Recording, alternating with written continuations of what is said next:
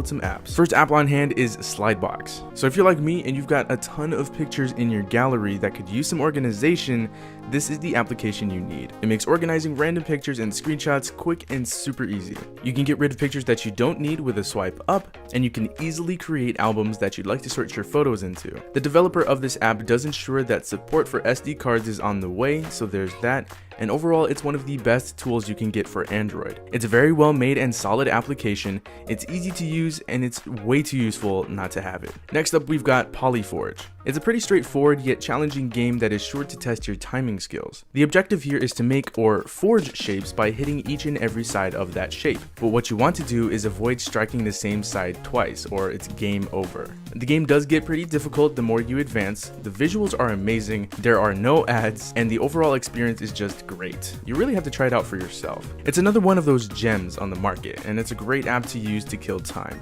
Easily worth a download. Third application on hand is Prisma. So chances are you've already come across this application as it's grown in popularity rather quickly. What Prisma allows you to do is transform your existing photos into some pretty cool looking artwork using the built-in modern art filters. Just snap a photo or choose one from your gallery and you're off to choose from a whole bunch of different photo effects to make your picture look as if it was painted by Picasso. Yep, it's another solid application that would easily make a great addition to any user's photography application folder. Fourth application on the list is Flytube. Now if you're an avid YouTube video watcher like myself, there's no doubt in my mind that you'll find this useful. We've all had those moments where we'll want to watch a YouTube video, but we also want to text or write notes at the same time, and as we all know, we can't do both. But with Flytube, you don't have to worry about that anymore.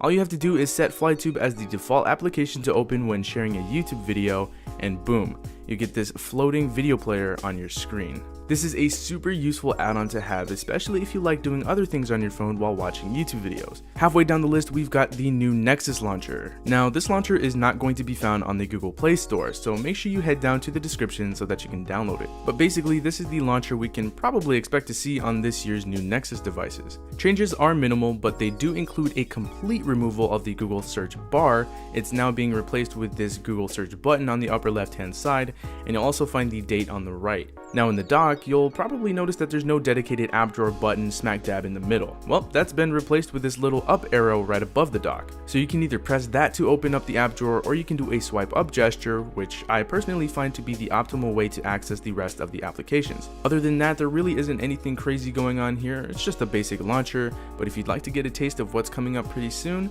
then go ahead and check out the new Nexus Launcher. Sixth application is Isotope. Now that school is back, chances are some of you may need quick access to the periodic table of chemical elements. Now, if you've already experienced the table like I have, I'm sure you're familiar with the fact that the look of the table isn't really all that attractive most of the time. And while the look of the table may not matter to some of you, it matters to a lot of other people. And that's where this application comes in with its really nice user interface. You get all 118 elements with very nice, clean, and smooth animations. It's got a very useful search function, so you don't have to go swiping all over the place to find what you're looking for. There's also a premium you can pay for, which gets you an extra application theme and additional detailed info on every element. Honestly, I wish more applications were made like this one.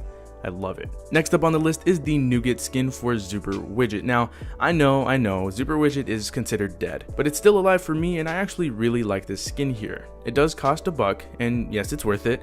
It comes loaded with 54 widgets and a pretty generous 31 wallpapers to go along with them. The skins themselves are very well made, they're unique, and they're sure to add something fresh to your home screen setup. Next up, we've got Voez. Coming from the same developers that brought us Citus and Demo, we have yet another amazing rhythm game, and I may go as far as to say that this one just might be the best out of all three of them. If you're familiar with most mobile rhythm games, you'll feel right at home here, as everything is pretty straightforward as far as taps, slides, and holds. I think the main selling point of this game is the fact that, well, for one, it's free, it's ad-free, and overall the user experience is pretty amazing. From the graphics to the special effects, the visuals, the music, it all comes together very nicely to create what is arguably the best rhythm game on mobile as of now.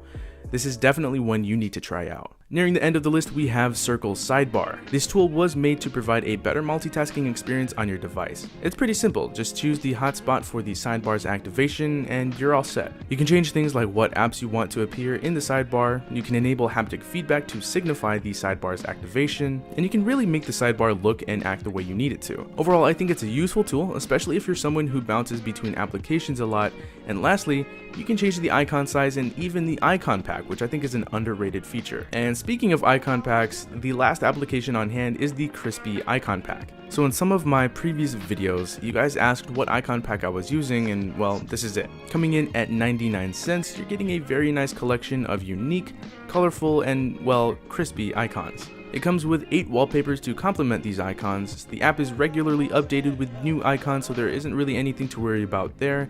And at the end of the day, it's just another great icon pack that's made its way into my collection of icon packs that I will definitely install on my next phone.